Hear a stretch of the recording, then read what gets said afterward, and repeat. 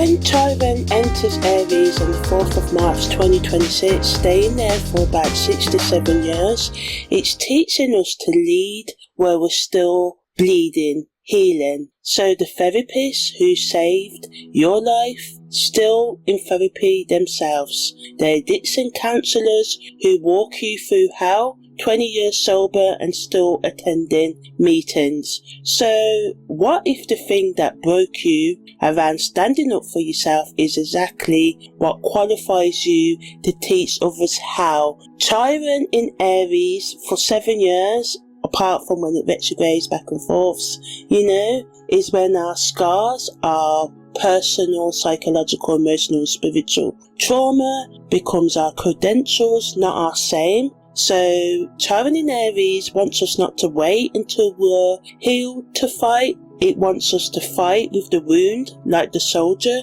who ties a bandage and keeps advancing. That's not broken. That's how warriors actually work, and Mars rules Aries, right? So Chiron in Aries teaches us to function, to make progress day to day in our lives, even if it's slow, while we're still hurt, while we're still healing. So every time you want to shrink back because I'm still hurt about this, you have to choose. Stay small and safe or lead while limping, Chiron entering Aries stops us and wants us to stop hiding behind our wounds. Instead, use our wounds to heal ourselves and to make progress. Yeah, you may say, well, I'm a scaredy cat, I'm fearful. You may flinch when you stand up for yourself. And remember, that's not personal failure. Being scared, having fear, that's ancestral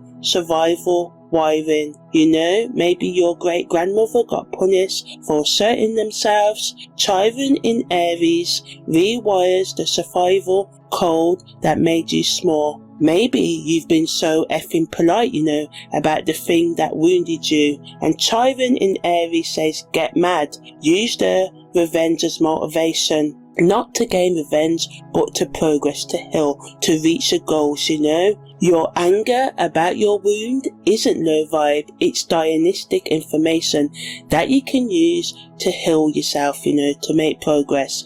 So yeah, I'm Imani, your holistic astrological life coach, and welcome to this in-depth special on all things Chiron in Aries. So yeah, relax, kick off your shoes and relax your feet and listen y'all to Chiron in Aries in deep. I tried. So yeah, that was my attempt at rhyming for you guys. It failed. So let me do what I do best, hey? So yeah. So Chiron entering Aries is when the wounded healer puts on armor, right? Puts on, seals, protection to go into battle. When our biggest wounds become our battle cry, right? So Chiron in astrology, the asteroid, represents our deepest wound in astrology, the thing you can't fully heal but learn to work with, and highlights, the warrior part of us who bleeds and can't stop the bleeding, so we have to learn to live with the bleeding, right? So Chiron enters Aries on March the 4th, 2026 at 6:43 p.m. GMT time. So the first thing I'm going to talk about is that when Aries enters Chiron, it's in Guantata, and this literally means not at the end, and it describes the three most karmically charged cuff zones in Vedic astrology, where a water sign ends and a fire sign begins. So obviously Chiron's leaving Pisces, entering Aries from Revati, Nakshatra to Aswani, and it also happens when Cancer moves into Leo and any planet in Scorpio moves into Sagittarius. So these are not ordinary signs, and they are considered soul level dissolution points. Pisces, Cancer, Scorpio, where old karma literally comes undone before new existence begins. So the final degrees of Revati and the opening degrees of Aswani are considered very karmic positions as we go from Pisces, letting go, into Aries, initiating, starting new things, right? So Chiron, the wounded healer, sitting in Grandata, is not a subtle event. It is the wound at the end of the world, right? So Chiron goes into Aries at 6:43 GMT time, as I said. That's 10:43 PST time, 1:43 PM EST time, and at 13 minutes past midnight in Indian Standard Time, right, on the 5th of March. So this is the wounded healer strapping on battle gear, the wounded armor, right? The therapist who's been in therapy for 20 years finally saying, F it, I'm going in anyway, right? Aries is the warrior, the pioneer, the first to do something, the me first energy of raw self-assertion, claiming your space. Chiron is the unhealable wound, the place where you got hurt so badly it became your medicine. So maybe childhood trauma for some of you, when you became addicted to intoxicating relationships or substances for some of you. For others, it's when you got your heart broken or got addicted to toxic relationships. It's our rejection wound, the thing that we wish didn't hurt us anymore but does. Somebody can trigger us with a word, or we can see something on a show and it triggers us, right? We don't want to. It's our triggering point. So when Chiron and Aries meet, you get someone who fights because of their wound, not in spite of it, right? So think about it, and we see it time and time again. The best addiction counsellors are recovering addicts in general. The most effective trauma therapists have their own trauma histories, right? And not always, but a lot of the times. And a lot of the times people like to see those who have gone through similar things that they have, because they're more relatable than someone who they see as not gone through anything, right? So the people who actually help in general aren't the ones who have transcended, risen above their wounds. They are the ones who learn to function while still bleeding, and that's Chiron in Aries for the next several years. The wound becomes your weapon, but not to seek revenge or anything like that, but to use it to make progress, to heal yourself, to go after the goals and do the things you want to do, right? So your vulnerability, openness to being hurt, becomes your strength. The thing that nearly killed you becomes the thing that makes you unkillable, right? So in terms of the timeline, as I said, Chiron enters Aries on the 4th of March at 6:43 GMT. Then on the 3rd of August 2026, it goes retrograde in Aries. Then on the 6th of January 2027, Chiron goes direct in Aries, right? So we've got Chiron in Aries from March 2026 through to April 2033. So that's 7 years of learning to fight with our limp, to lead with our scars, to pioneer, to start, to go first while still being wounded, right? So Chiron enters Aries in the Nakshatra Ashwini, ruled by the Ashwini Kamura twin healers, who are the celestial physicians of Ayurveda. And this is not a metaphor. The deity of the territory Chiron occupies is literally divine medicine. But the Ashwini karmas healed through swiftness and action, not waiting. They didn't sit with the wound and contemplate it, they moved. Chiron in Ashwini says the medicine is the motion, it's the action in doing, not in the stillness, right? Where Pisces was all about being a bit still, working through it, kind of, I don't want to say wallowing in it, but processing it. Chiron in Aries wants us to go on, to work with the wound, And Bala Avesta, the infant, which is between the 0 and 1 degree of Aries, and that's where Chiron enters, and any sign going into a new sign always enters in the 0 to 1 degrees, right?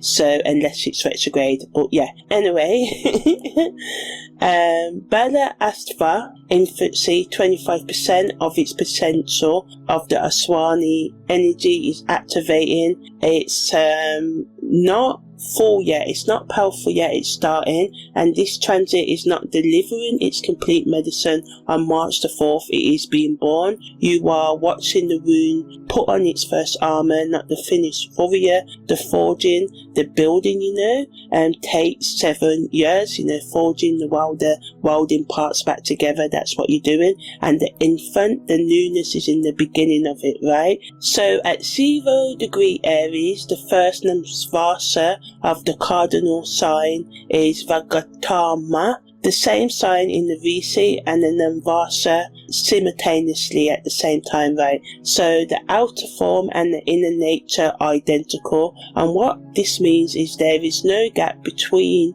what the transit appears to be and what it actually is. There's no hidden agenda, no complexity underneath the surface. The wound is exactly what it looks like. The healing is exactly what it requires. Soul and body aligned on the same mission, right? So positively, your wound stops being your same and starts being your credential. The specific way you got broken around a certain identity, anger, independence, that becomes your expertise, right? You don't need to wait to be healed to be useful. The limp is the qualification. 7 years of getting more skilled at fighting while bleeding, leading while hurt, showing up while wounded. Chiron in Aries is the permission to be both broken and effective simultaneously at the same time, The negatives of Chiron in Aries is the wound gets louder before it gets useful. Old anger comes up,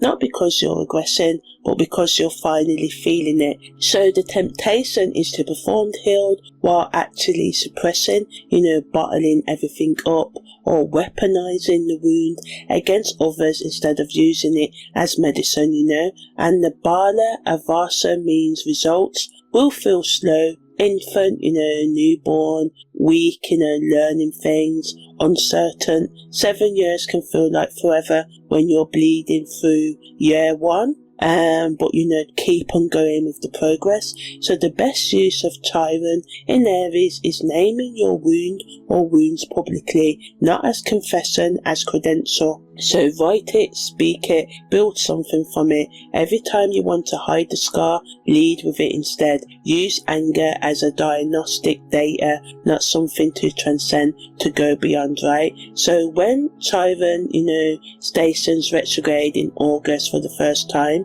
go back, look back on the 5 months or so that Chiron's been in Aries, right? And ask yourself, what in the first 5 months of this transit are you still managing rather than feeling? And this retrograde is not reversal, it's the second layer of the same knot. The infant is real, the Avasta is honest. Give the medicine time to grow into full power, but start now. So the Sabian symbol that Chiron enters Aries in is the 1st degree, and this has the symbology of a woman has risen out of the sea and the seal is embracing her, and it rules the cerebrum, the thinking part of the brain, right? And Aries rules our head, right?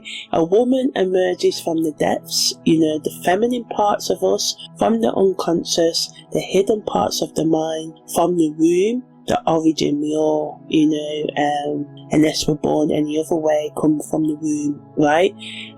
From dissolution, breaking down, and instead of being alone, she's embraced by a seal, not a human, a creature from another element entirely, offering connection across impossible difference. This is Chiron in Aries, right? Emerging from the depths of your wound, wet and vulnerable, easily hurt, and finding that your strangeness, the way your wound makes you different, is exactly what allows unexpected connection. The seal doesn't reject her for being half drowned, it embraces her. It's open to her because she knows the ocean. Your wound is your passport, your entry document to territories, to paths, to ideas, to plans others can't access. Your limp is your credential, proof of qualification. The thing you thought disqualified you, that made you unfit, is actually what qualifies you. So what gets reviewed during Chiron in Aries is our relationship with anger, assertion, putting ourselves forward, claiming space, asserting our boundaries, independence, standing alone, our identity, who we are, our masculinity, however you define it, courage, initiation, starting things and your right to exist, right? All Aries themes, but filtered through Chiron's wound. And it's asking, can you fight for yourself even though you know fighting often fails? Can you assert your needs even though you have been punished for having needs? Can you be angry even though your anger once destroyed everything? Can you lead even though you're still limped? Chiron in Aries says yes, not because you're healed, but because you learn to function whilst building. So now I'm going to talk more about the technical data, the astrological mechanics, right? So again, Chiron enters Aries on the 4th of March 2026 at 6:43 GMT. It goes retrograde August the 3rd. It goes direct on the 6th of January 2027 at 11:01 AM, and it's in Aries until 2033. So as Chiron enters Aries, it makes some aspects, right? And all of these aspects and transiting aspect patterns are said to flavour the whole time, the whole 8 years, right? 7 years that Chiron's in Aries. So we've got Chiron making a square to Juno, and this brings tension with commitment, and what are we willing to commit to, right? We've got Chiron making a sextile to the midheaven, and this gives us opportunity for career healing and going in a new direction. We've got Chiron making a sextile square with the black moon Lilith, and this brings us crisis with our shadow selves, with our weaknesses, right? So bringing our wounds to our attention. We've got some separating aspects, because the ones I just mentioned are the strongest, they're applying. We've got Chiron making a conjunction with Aries, and this is our wound meeting our needs for nurturing. We've got Chiron making a sextile with Hygeia, and this gives us healing opportunities, especially with our psychological, emotional and spiritual health and our physical health too. Chiron makes a sextile square to the moon's north node, and this brings us friction with our destiny. Chiron also makes a sextile square with the south node, and this can bring crisis with our past. And Chiron makes a quincunx to the ascendant, and this brings awkward adjustment energy with our identity. So we've also got some Sabian symbols. So as I said, we've got Chiron at the 1st degree of Aries. We've also got Juno at the 29th degree of Sagittarius, that has the symbology, a fat boy mowing the lawn. It rules our left leg muscles, and it reminds us of, routine work, the day-to-day commitments, taking the bins out, going to work, paying the bills, how we can maintain our territory, our boundaries, right? And embodiment of excess, the fat boy mowing the lawn, so it reminding us of our excessive behaviours, right? Our toxic behaviours and the way we overindulge in pleasure and other things. And Black Moon Lilith at the 15th degree of Scorpio has the Sabian symbology of children playing around 5 mounds of sand, and it rules our Cowper glands, which is the pre-ejaculate glands in the human body, because a Scorpio rules our reproductive organs, right? And It reminds us of creation from nothing, building from nothing while building from our wounds. Also temporary habits and situations that we need to go through, right, to overcome. So we may have to work right now with the tension, with the pain, but reminding us that the pain will go as we heal through it, or continue to heal with it. And also, the innocence of playing with power, And we have 3 T-squares, which are tension aspects, right?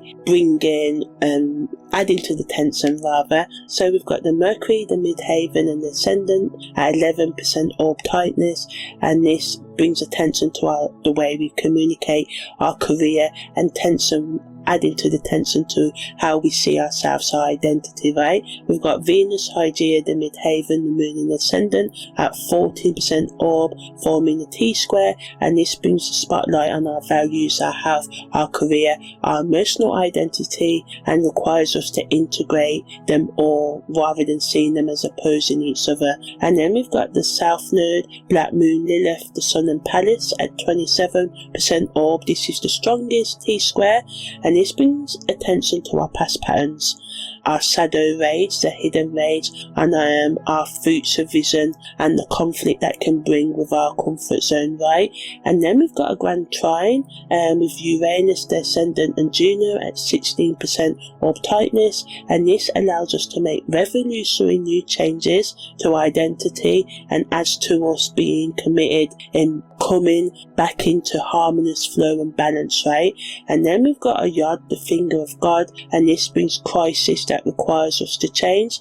We've got the ascendant, Vista and Keris involved in this at 18%, and this brings crisis, adds to the crisis rather, with identity, the ways we allow spiritual or religious or other higher thinking concepts into our life, and allows us to bring more nurturing into our lives, and especially into our plans, right? And then we've got 2 Thor hammers, and this brings intense focus crisis, so a lot of crisis transiting patterns with Juno, Chiron and the South Node in the Thor's hammer, and the first one at 25% orb tightness, again bringing our commitment, our wounds to our attention, and bringing the past to our attention so we can build, forge strength. And then we've got the South Node, Black Moon, Lilith and Chiron at 31% orb tightness. And this is the most intense Thor's hammer, and again it brings our attention to our ego patterns, our bottled up rage, our identity wound, and it wants us to transform on the anvil what the welder, the forger works on to mould things. It wants us to mould ourselves into who we really want to be. And then we've got 3 stelliums between the Sun, Mercury and Pallas in Aquarius at 18%, and again this adds to our identity, our mind, our strategy. Then we've got the Sun, Pallas, the North Node in Aquarius, adding to, our identity and crisis, allowing us to make a strategy and plan to heal ourselves and to use our wounds to lead and, start that podcast, write that book, start that business, to really love on ourselves and to give ourselves the things that we feel that we've missed out, on. Basically becoming champions for yourself and giving yourself the things that you wish others did, in a nutshell, and realizing that only you can give yourself these things.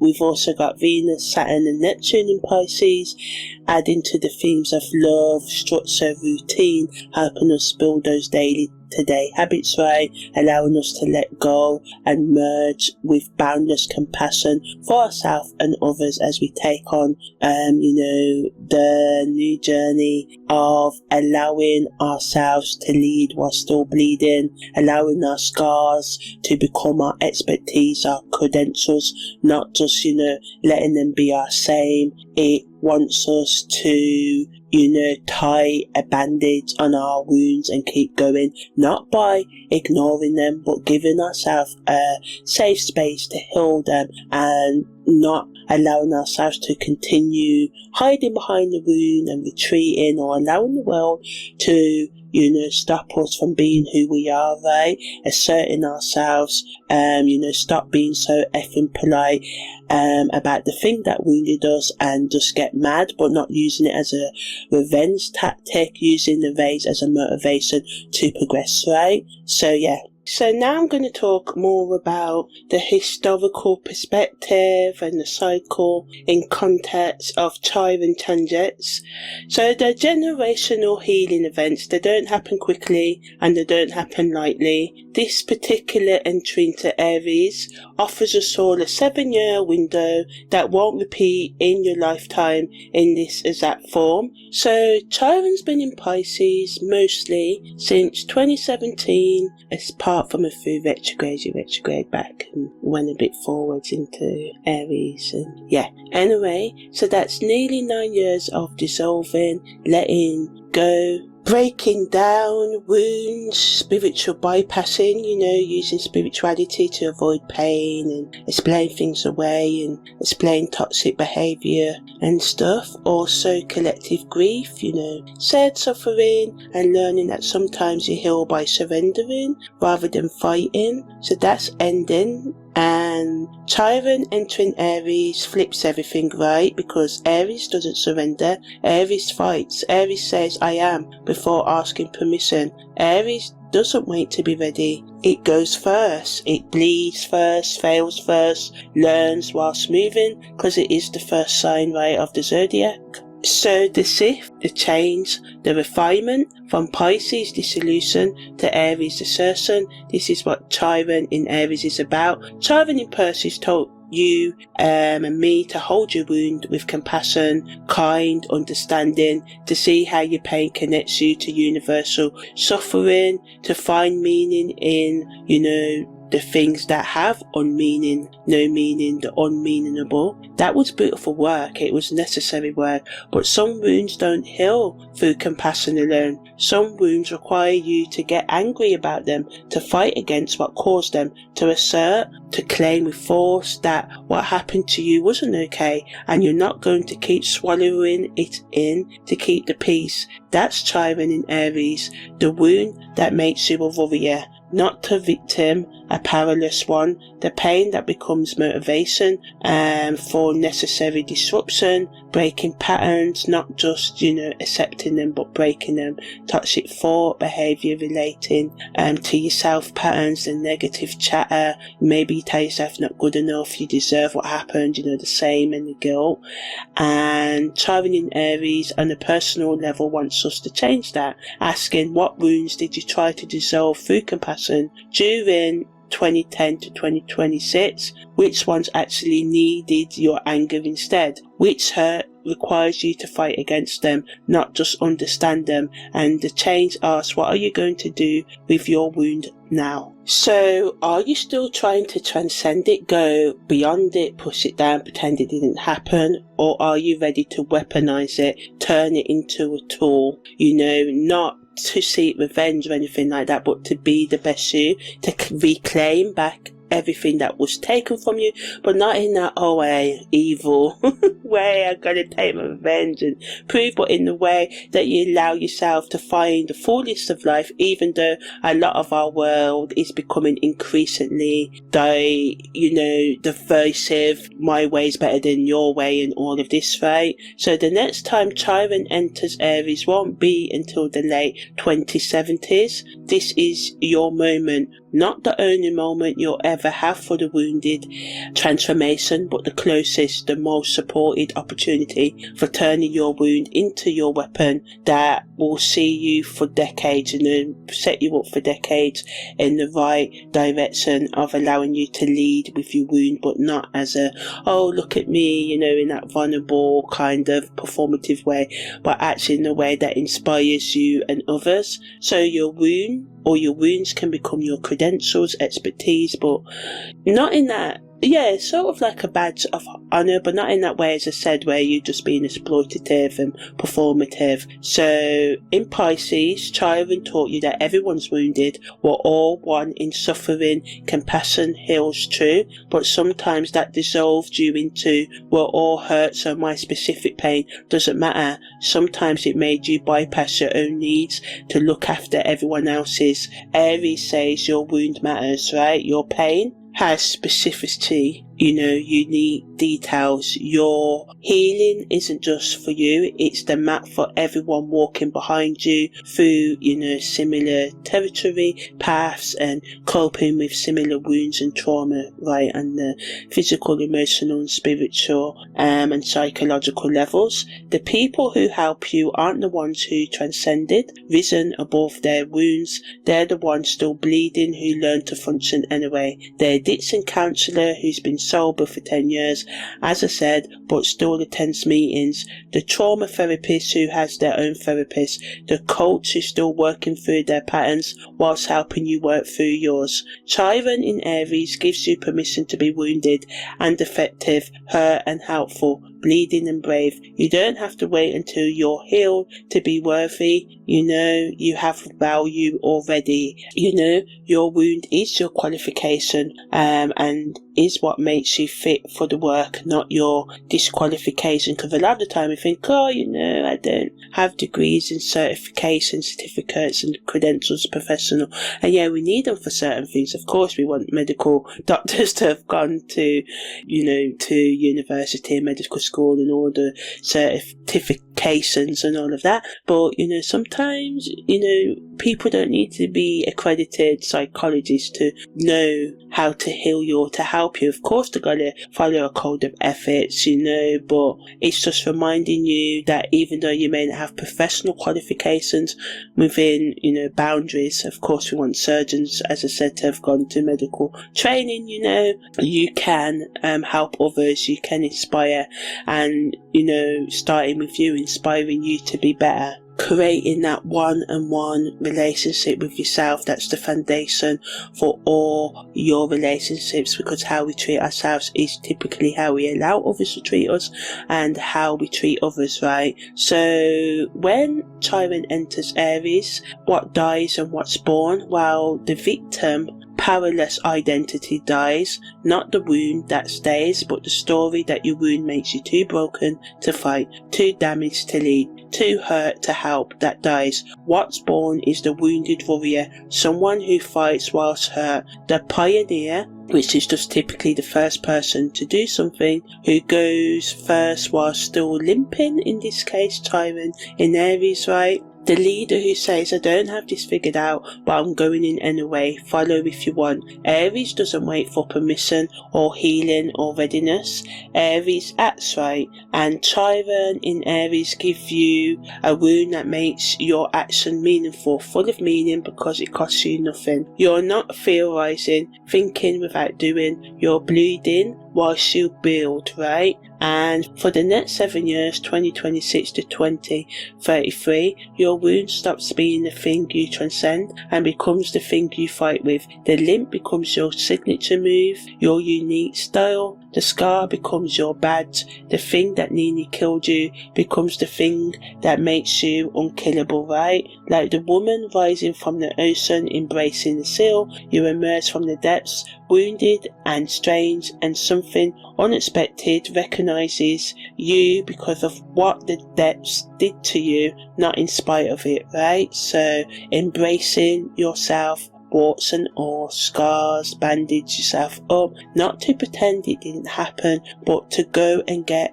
whatever it is you want, your goals, that career, that education, that business, that lover, that life that you want, right? Okay, so now I'm going to talk about the aspects and the aspect patterns that the planets are making, right? I'm going more in depth. I mentioned them earlier. So we have 8 aspects, and I'm going to talk about how this connects to our wound. So each aspect, which are the angular relationships between planets, so how Chiron's wound in Aries interacts with different parts of your life. So applying aspects are building energy. So we've got Chiron making a sextile to the midheaven at 0.32 applying. It's a 60-degree angle, giving us an opportunity between our wound and our career and public image, right? So the midheaven is our career, public reputation, what we're known for, right, our legacy, how we're seen professionally, and the sextile is an opportunity that allows us to build our talent, our skills with ease, and it's very tight, and it's getting stronger. So this sextile means that our wound around identity and assertion, how we put ourselves forward, creates a professional opportunity. Specifically, our wound becomes our career,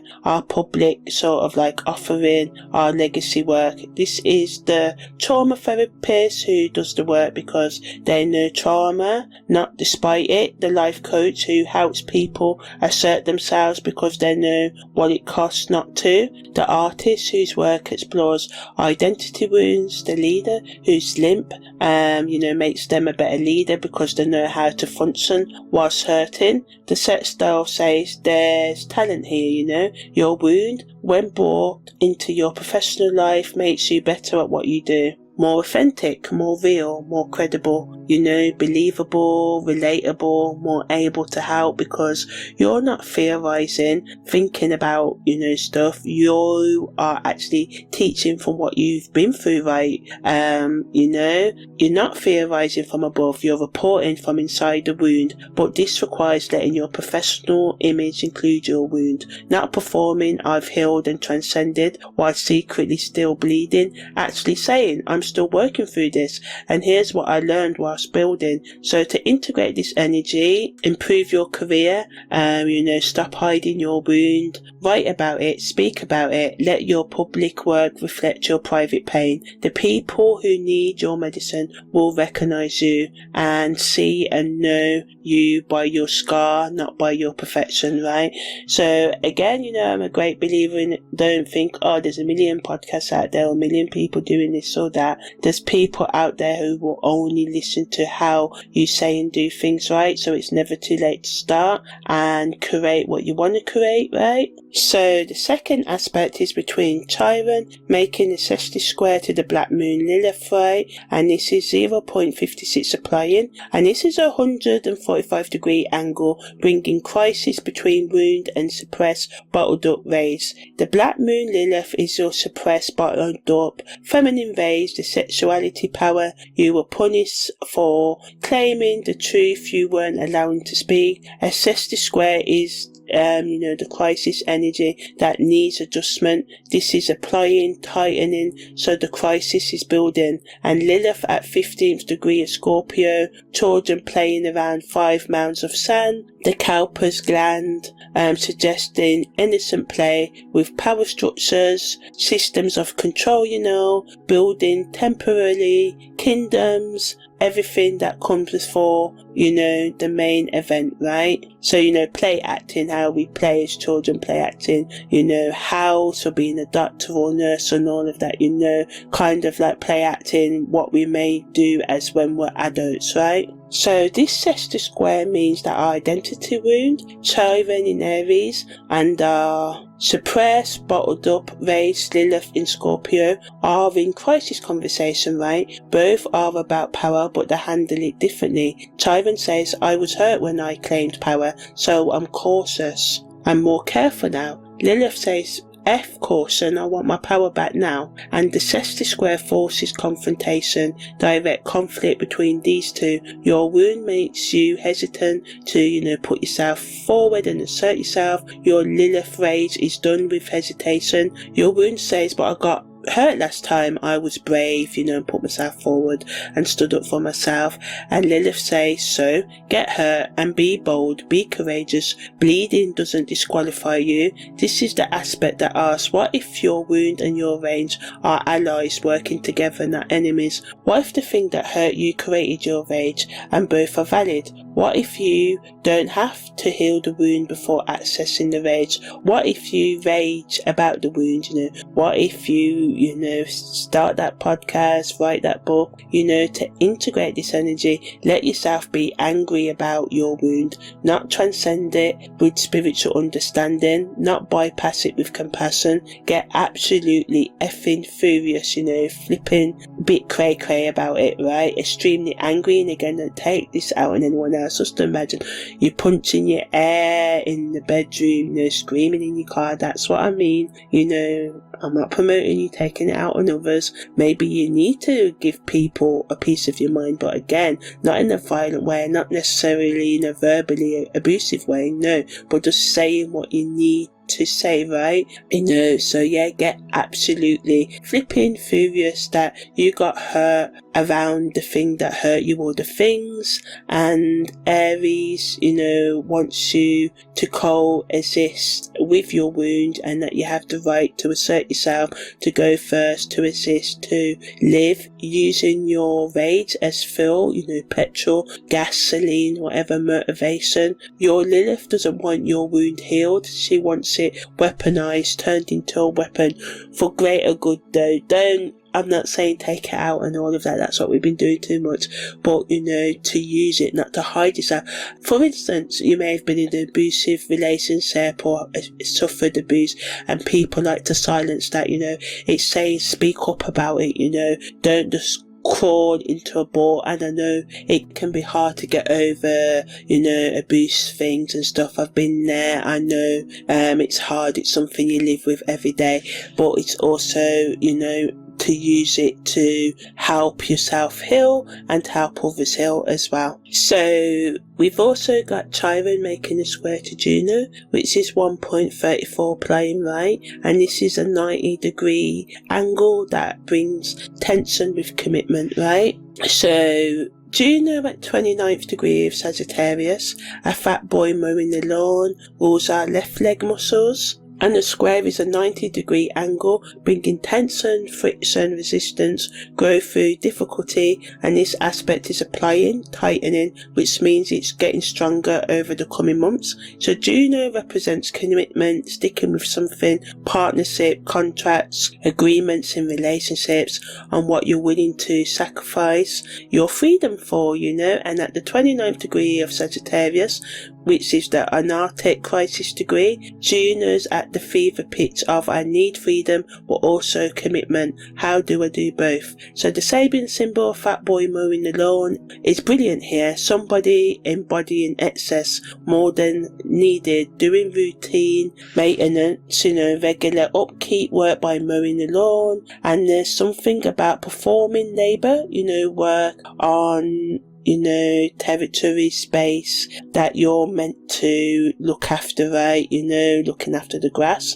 And the left leg muscles connection, so this is about support that carries you forward, right? So this square means that your wound around identity and self-assertion, Chiron in Aries, creates friction with your commitments.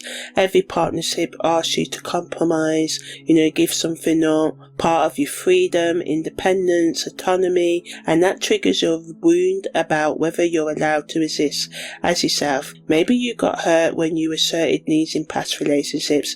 Maybe you learned that being too much, too angry, too demanding, too self-focused costs you love. So you've been mowing the lawn, doing the maintenance work of partnership whilst carrying excess more than your share, trying to prove your worth keeping, right? And the square forces a question. Can you commit without erasing yourself? Can you look after the shared territory without abandoning your own? Can your partnerships handle your wound, your anger, your assertion, your me first moments, or do they require you to be endlessly accommodating, giving in? So to integrate this energy, bring your wound into partnership instead of hiding it. Let your person see where you're hurt around, your autonomy, independence, and ask for what you need even when it feels selfish. The right relationships, commitments can hold your Chiron wounds, The wrong ones demand you transcend, rise above it, whilst they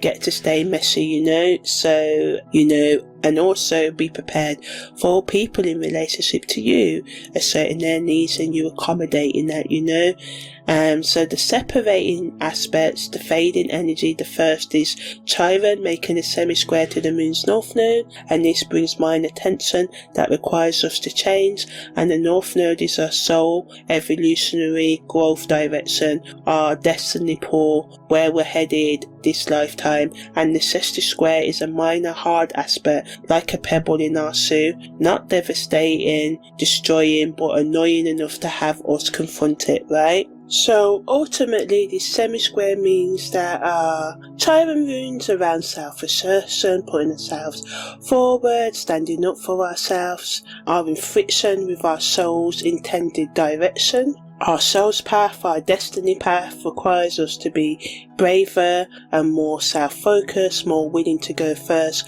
but your wound makes that feel dangerous. Maybe your soul came here to lead, pioneer, innovate, create new ways, but your wound says, last time I went first, I got destroyed. So you hold back, you wait for someone else to go first and support them from behind whilst your soul screams at you, to step forward. And the semi-square, isn't meant to break you. It irritates you into movement. That's what it's meant to do, right? Like the pebble in your shoe forces you to stop and deal with it instead of limping for miles. This aspect forces us to confront the wound that's blocking your destiny and impeding you and getting in your way, like that pebble in the shoe. So remember to integrate this. Remember, your wound isn't blocking your destiny, it's part of your destiny. You're not meant to transcend the wound and then fulfill your purpose. Your purpose requires the wound. The pebble in the shoe is the wisdom you're meant to share. Here's how to walk whilst it hurts is basically what this aspect is supporting us to do, right?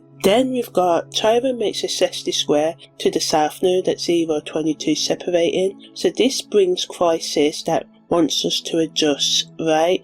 So the south node is our karmic past life comfort zone, the patterns you have mastered but need to release. The sextile square is a challenging, minor aspect, awkward, requiring course correction, change in direction, right? So your old way of dealing with the wound, your south node pattern is no longer working, and the sextile square creates crisis to force you to notice. Maybe you're used to handling your wound by being the helper, the one who looked after everyone else's needs to avoid your own, or being, the one that stays small so others could sign, and this made you feel safe. Being invisible was, what worked for you, or maybe you perform strength whilst hiding your vulnerability, and this energy allows you and gives you the ability to hurt. The semi-square is basically saying whatever strategy you used in the past is done. It worked once, that's why it's your south node. You mastered being maybe the helpful one,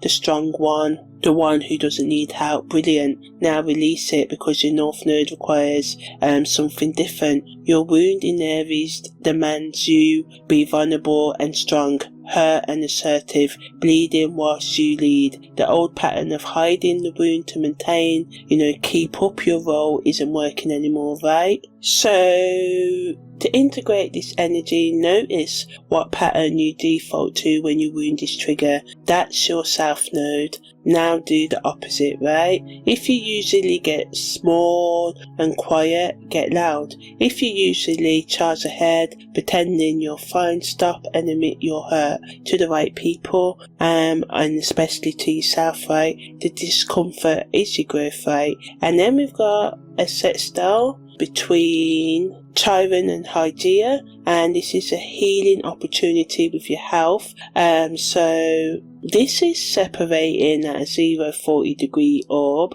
and Hygeia is the asteroid of health, maintenance, keeping well, preventative, stopping before it starts care, and the mind-body connection. In Gemini, health comes through mental stimulation, engaging your brain, variety, changing it up, and information gathered, learning. So this set style again puts attention to your wounds around your identity and how you assert yourself, giving you the opportunity for better health practices. Specifically, it helps you improve your health when you assert your needs, gather information, don't just accept your doctor's word, and vary your approaches instead of rigidly sticking to one. So being flexible in how and holistic in how you look after the needs of your physical, financial, spiritual, emotional, psychological needs, right? It brings attention to your body's language and what it's been trying to tell you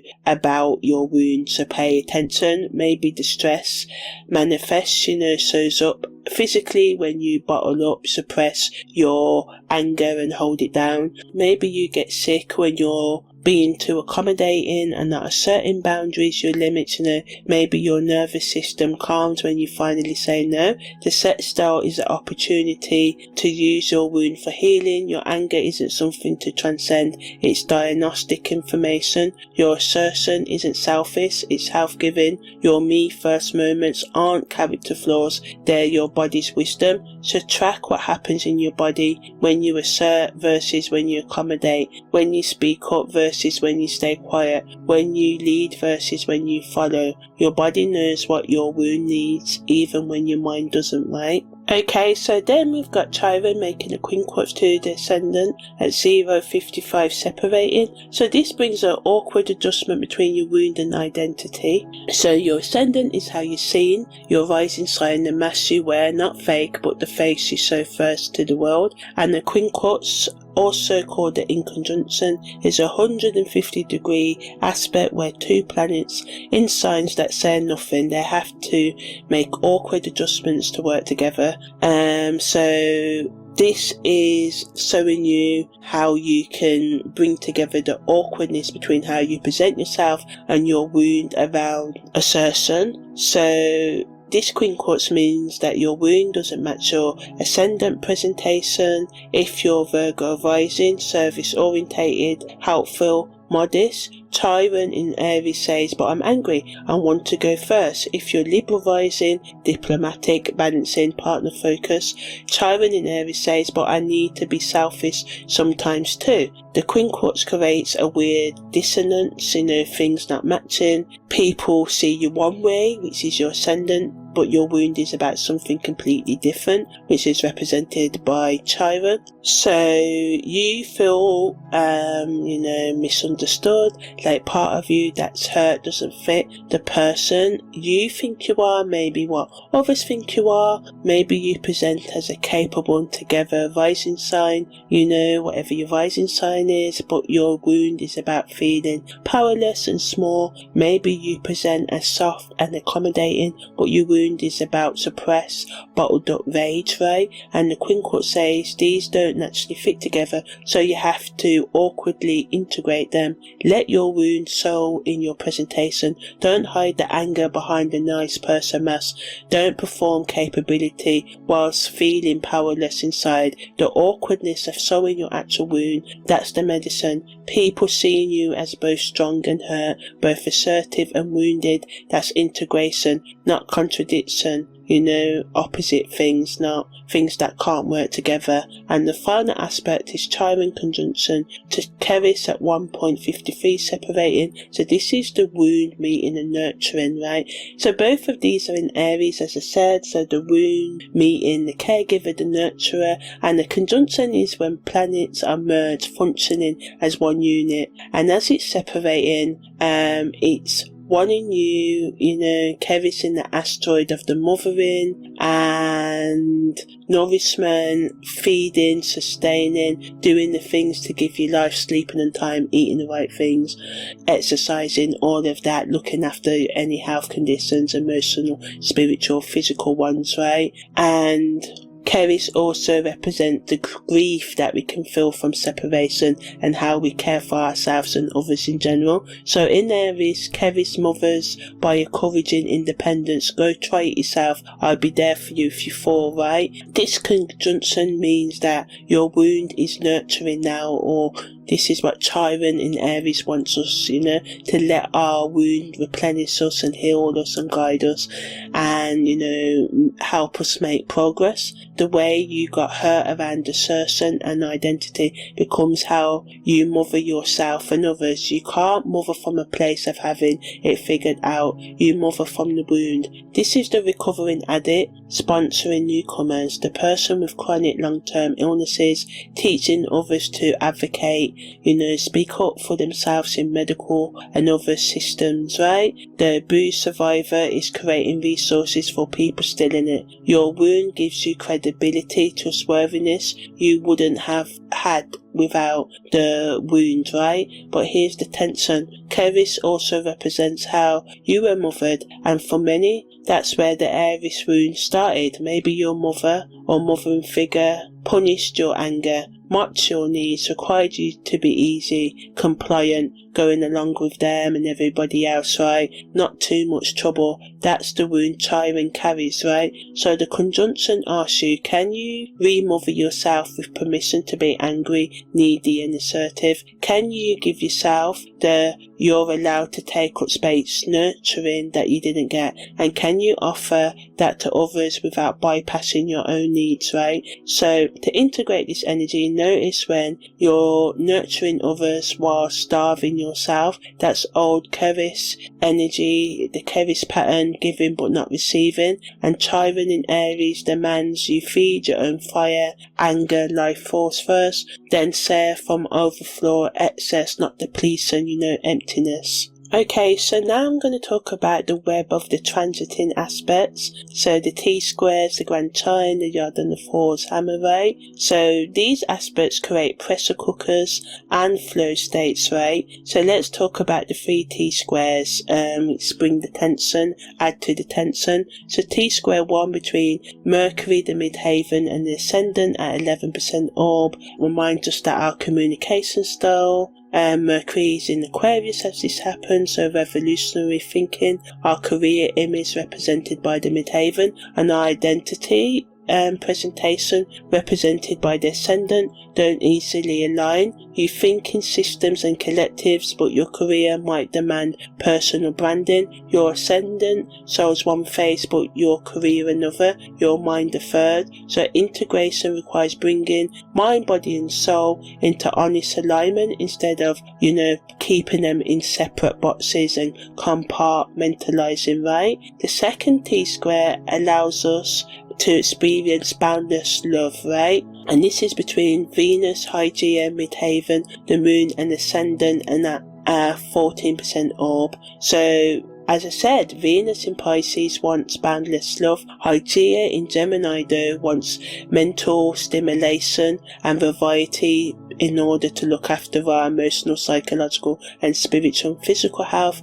And the midhaven wants professional structure and routine, and the moon and the ascendant want emotional identity, coherence, things fitting together, and these don't naturally align. The square forces you to find ways your values support your health, which supports your career, which supports your emotional identity. No compartments, it's all connected, right? So we've got the 30 square between the South Node, the Black Moon, Lilith, the Sun and Palace, and this is the strongest, the big one. So the South Node in Leo wants to be special and adored. Lilith in Scorpio is done performing for approval and wants raw power. The Sun and Palace in Aquarius want collective service and strategic systems thinking. These 3 can't all be satisfied at the same time. You can't be the special one Leo while serving the collective Aquarius. You can't hide your rage represented by Scorpio, the black moon in Lilith, right?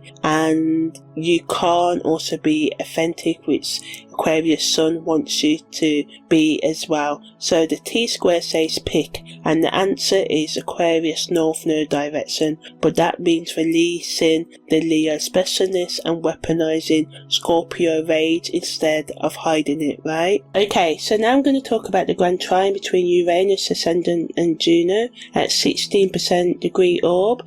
So this is the easy flow, you know. A grand trine is when 3 planets in 120 degree angles make a trine, and this is a triangle of ease. This is your talent, your flow state, what works when everything else doesn't. So Uranus is in Taurus at the moment, and this wants us all to focus on revolutionary change, supporting us being in touch with our body and the material, physical sort of like realm of experience, you know, making money, paying the bills, looking after our body health, and making contact, making solid plans and daily routines. Descendants in Virgo, this is service oriented identity. How can we serve others? But of course, you know, Chiron's wanting us to serve ourselves first, but not in a selfish way. You know, even though it's encouraging us to be selfish, you know, respecting other people's boundaries and all of that, but asserting our own helps us with more attention to detail. And Juno in Sagittarius allows us to commit to our freedom and partnership with expansion, you know, growth. So these three work together beautifully. Our revolutionary impulses, Uranus, is supporting our service identity, represented by the Virgo ascendant here, which supports our commitment style, which is represented by Juno. So, you know, it's allowing us to be good at revolutionary service, changing systems whilst helping people, committing to relationships that allow freedom and growth, letting go of, you know, toxic relationships and toxic habits of our own, and allowing us to support our body and material life, you know, paying the bills, our career and all of that naturally. So the grand trine side is the energy comes easy, so we may not use it and we may not develop it. So, you know, we may coast this period, or our natural talent in terms of our natal chart, if we've got trines there, right, instead of pushing it to mastery, you know, the highest level. So the innovation, the invitation is to consciously use this triangle and let your Uranus revolution, you know, guide your Virgo service and guide your Juno commitments in a conscious feedback loop, right? And then we've got the yard, the finger of God, between the ascendant, Vista and Ceres at 18% degree orb. So this is when 2 planets in the quinquats both point to a 3rd planet. And it's called the finger of God because it feels like fate pushing you towards something specific. And the ascendant in Virgo and Vista in Aquarius, our identity and devotion, both awkwardly point to Ceres in Aries, nurturing through assertion. Our destiny involves mothering, nurturing in the Aries way, you know, not soft, accommodating, nurturing, assertive, nurturing, go try it yourself, I believe in you, nurturing, you know, not I'm angry because I love you, nurturing, right? But this doesn't fit easy with the Virgo ascendant, which wants to help, serve and fits, or the Vista in Aquarius energy, which wants us to detach in our devotion to ideals. And the awkwardness is the point. You have to learn to nurture whilst maintaining boundaries, serving whilst asserting your own needs, and being devoted to causes while staying individuated, you know, separate yourself. So now I'm just going to finish up by talking about the Thor's hammers in terms of the transiting aspect patterns. So the first one is between Juno, Chiron and the South Node, and this hammer strikes your wound around assertion, identity. Chiron from 2 directions, your commitments, Juno, and your past patterns represented by the South Node. So we are being like molded, forged between what I commit to and what I used to be, and who I'm wounded around becoming. And the crisis asks, can you commit to relationships, Juno, whilst honouring your wound around independence, represented by Chiron in Aries white, whilst releasing your need to be special, represented by the South Node in Leo. And the squeeze is intense, 25% of the chart. Energy is focused like a hammer or an anvil, right? And To integrate this energy, let your commitments hold your wound. Choose partners who can handle your Chiron in Aries energy and needs, right? Your assertion, anger and independence. Release the Leo pattern of needing to be the special one, if that's what you suffer from, or keeping yourself small because you're scared to be who you truly are. Remembering that true partnerships require mutual specialness, not solo performance, right? And the second force hammer between the South Node, Lilith and Chiron, which is the most intense, is the strongest configuration in the chart, right? Where 31% of the energy is focused on, forging your wound, brooding your wound into your day-to-day life.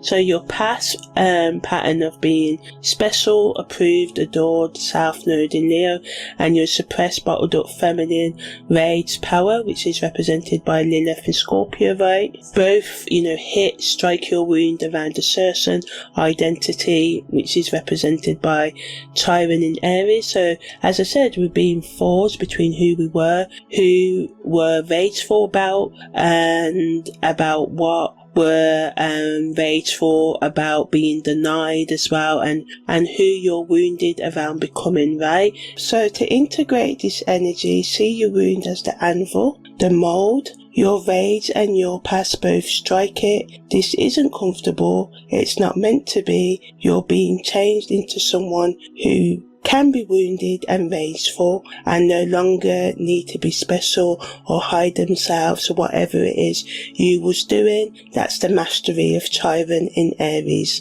right? That's helping to shape you into who you want to become. So your rage and your past, both strike, and it isn't comfortable through this force hammer. It's not meant to be. You're being forged, molded, created into someone who can be both wounded and rageful and no longer needing to be special. That's mastery. So now I'm going to talk about the stelliums. Okay, so with the stelliums between the Sun, Mercury and Pallas in Aquarius, and the Sun, Pallas and the Moon's North Node in Aquarius, both at 18%. So this is nearly 40% of the energy pointing towards Aquarius themes. So while Chiron's in Aquarius for the whole, 7 years, right?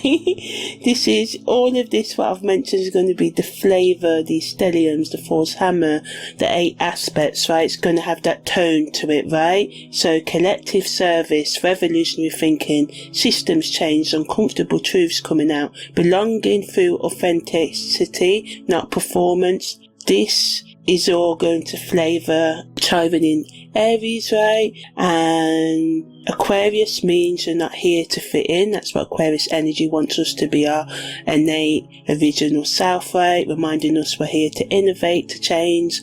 And our wound, Chiron, entering Aries supports this by giving you the courage to go first, even when you're wounded. Your specialness, represented by the South Node in Leo, and we've all got different South Nodes, right? But wherever your South Node in the chart and the South Node is telling us what needs to die.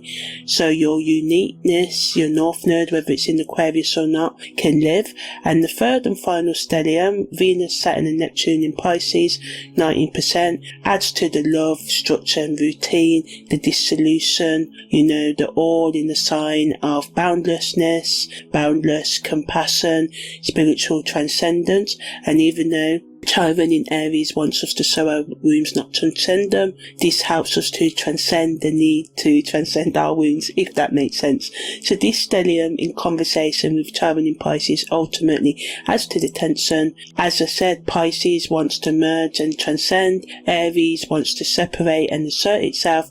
You're learning to do both. Love boundlessly whilst maintaining self, transcend while staying grounded in individual existence. The gift here is compassion that doesn't require you to dissolve, service that doesn't demand your razor, you letting go, love that includes your assertion, right? So that's the end of the aspect analysis. Now I'm going to talk about the Sabian symbols and the Nakshatra and the survival guide, the red flags and how to deal with it, talking a bit more about the shadow work, the timing and phasing, giving guidance for all of the 12 sun, moon and rising sign, and just finishing off with the practical integration, the final word on Chiron in Aries, right? So as I said earlier, Chiron is in the Nakshatra of Ashwini that rules the 0 to 13-20 degree of Aries, and the ruling deities Ashwini, Kamaras, which is the divine physicians and the twin horsemen, and the symbol is the horse's head, and this is the Shakti, the power to quickly reach things, swift healing, and the nature of this energy is light, swift and pioneering. So this is the first Nakshatra of the zodiac, and it's ruled by the divine twin physicians who ride horses and bring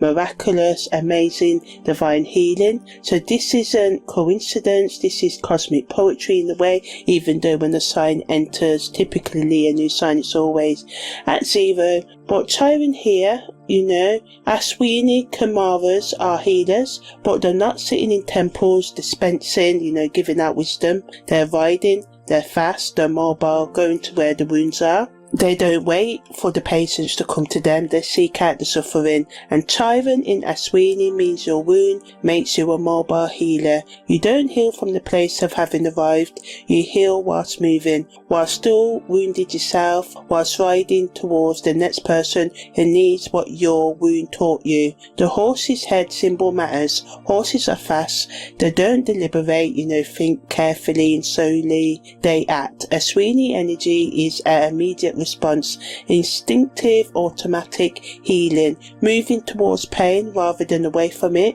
Your Chiron wound in Ashwini doesn't wait until you're fully healed to help others. The wound is the vehicle, the means of transport, like the horse that takes you there. You ride your wound towards other wounded people. The limp is your speed, not your impediment, your obstacle. So it brings our attention to swift healing through swift action. The Ashwini Shakti power is to quickly reach things. This Nakshatra doesn't do slow, methodical, step-by-step healing. It does emergency medicine, first responder energy. The divine physician arrives fast when someone's dying. Chiron in Aries already wants to act, to go first, to pioneer. In Ashwini, this intensifies, gets stronger. Your healing of yourself and others happens through action, not contemplation, deep thinking. You heal by doing, by moving, by being the first one to the wound site,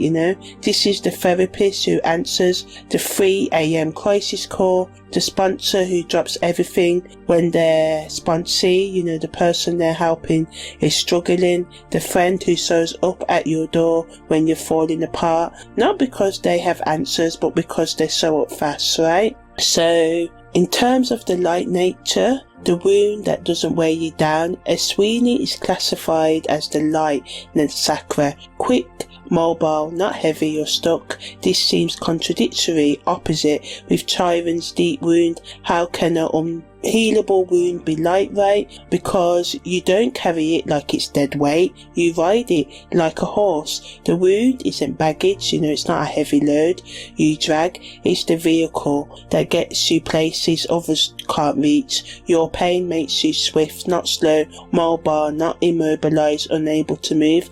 Think about how the best comedians use their trauma as material content for comedy. They're not making light of their pain, they're making their pain light enough to carry and share. That's Ashwini's gift. Your wound doesn't, anchor you, hold you down, it pushes you forward, it propels you. So Chiron in Aries wants us to pioneer, to start through the pain, to be way sowers. If you hear what I'm saying, you feel that you can do it, then this is for you. Ashwini in the first Nakshatra, the first of 27, the beginning, the one that goes before anyone else and any other Nakshatra, right? It has mapped out its own territory. Chiron here means you go first, as I said, through your wound.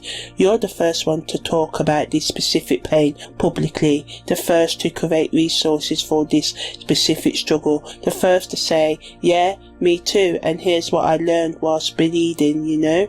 Your 7 years with Chiron in Aries, as Sweeney asks you, where are you being called to pioneer through your wound? What territory, you know, paths need someone who'll go first while still hurting? Who needs a divine physician? Who rise fast because they know what it's like to need help now? Not after they've figured everything out, but now. So yeah, that's what this Nakshatra brings. Now I'm just going to go into the 3 Sabian symbols deep dive, revealing the layers of wounded warrior truth through the lens of Sabian symbols, right? So Chiron in the first degrees of Aries, which has a woman risen out of the ocean, the seal is embracing her as the sort of like symbology. So this is the thinking brain, our consciousness center, as I said earlier in the summary. So the emergence, the woman rises, not is lifted or floats up, she rises.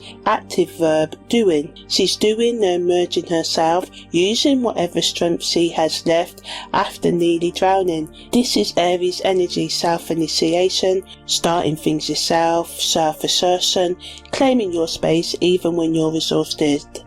The ocean represents the unconscious hidden mind, the collective waters, everyone's shared emotions, the dissolution, the complete breaking down of boundaries. She's been in that, merged, boundaryless, dissolved. Maybe that's where she got wounded. Maybe the ocean is the wound. Too much merging, too little self. Rising from the ocean means reclaiming individuality, being a separate person after dissolution, finding I am after losing yourself in we are. That's the Chiron in Aries work. Learning to assert self, even though asserting self once meant drowning. So the seal. Why a seal? Why not a human waiting on the shore? While seals live in 2 elements, water and land. They're comfortable in the ocean, you know, that's emotion, unconsciousness, and on the solid ground, representing reality, consciousness. They bridge, connect worlds. So the seal embracing her means what meets you as you emerge from your wound isn't necessarily a human understanding of conventional support, you know. It's something other, something that knows both the depths you come from and the solid ground you're trying to reach. This is your wound recognition community, the other people who've been in the ocean, right? The seal doesn't judge her for being wet, for smelling like salt and survival, for having seaweed in her hair. It recognizes, you know, knows and honors her because she knows the depth. Your wound is your passport, you know, as I said earlier, your entry document to the unexpected alliances and partnerships. The people who embrace you, are open to you, post-wound, aren't the ones who stayed safely on the shore. They're the ones who know the ocean's depth, right? Who bridge worlds, who can hold both your dissolution and your emergence, right? So in terms of the cerebellum connection, this symbol connects to the thinking brain, where consciousness, awareness lives, where I get processed, you know, after the oceanic dissolution of boundaries. The cerebellum, the thinking brain, is where you rebuild the I, where you think yourself back into existence, where you consciously with awareness choose to separate individual, assertive, even though part of you still longs for the ocean's boundaryless ease, right? So in terms of integrating this energy, when you emerge, you know, come out from your wound, and you will merge, and you will do this again and again, because we heal in circles and cycles, not a straight line. And Chiron wound cycle will happen again and again. Don't expect human conventional support to meet you. Look for the seals, the bridge dwellers, the ones who know your ocean because they've been in theirs, right? And when you are the seal for someone else's rising, and you will be, because wounded healers recognize, you know, see clearly the rising. Don't ask them to be dry and normal and recovered before you embrace them. Meet them wet, meet them strange, meet them in transition, changing between elements, right? And Juno is at the 29th degree of Sagittarius, and as I said, it rules the fat boy mowing the lawn and the left muscles in the human human body. And the fat boy, he's not just a boy, he's specifically fat, embodying excess more than needed, abundance, perhaps indulgence, too much pleasure, and in a culture obsessed with productivity and optimization, making everything perfect, fatness is resistance, pushing back. It's taking up space without apology. The boy is doing work whilst fat, not trying to become thin so he can work, not apologizing for his body whilst working, just mowing the lawn, mowing the grass, embracing abundance, taking up space. In the contents of Juno, what represents commitment, partnership, what you sacrifice, and what you want freedom for, this symbol asks you, can you commit? Can you do the maintenance work of relationship? Can you tend to said territory whilst, being too much, or whatever it is society says that you're not good enough at or too much of? So the lawn mowing, cutting the grass, is routine maintenance, regular upkeep. It's not glamorous, impressive. Nobody throws a party for lawn mowing. It's just necessary, repetitive, same thing again and again. Humble work. Commitment is lawn mowing. It's sowing up week after week to do the unglamorous work of tending said space. But here's the thing, the fat boy is fat whilst mowing. He hasn't optimized, made perfect his body for maximum efficiency. He's doing the work as he is, abundance and all. Can you do commitment, maintenance work whilst being too much, too angry, Chiron in Aries, too wounded, too assertive, too much yourself? Or do you think you have to trim yourself down, optimize yourself, become palatable, easy to accept, before you're allowed to tend, look after said territory? So the left leg muscles. So the left side is traditionally receptive, receiving, feminine, lunar, following rather than leading. Leg muscles are what carry you forward step by step. Your commitments, Juno, are your left leg, the support system that carries you forward when you're not leading, when you're following, when you're in receptive mode. But Chiron square Juno means this support system is wounded. Maybe your left leg, your commitment, partnership, hurts when you try to walk.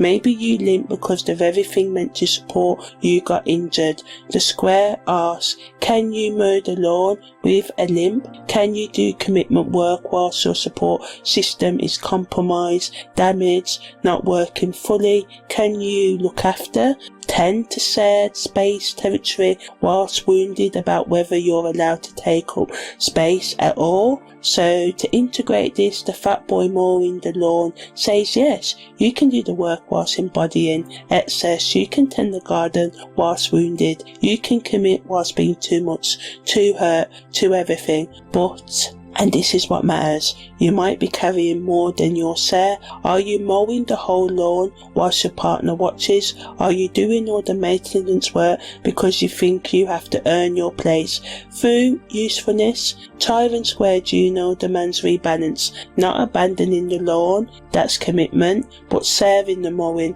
letting yourself be supported, the left leg, rather than always supporting whilst wounded yourself. So looking after your own wounds first, basically.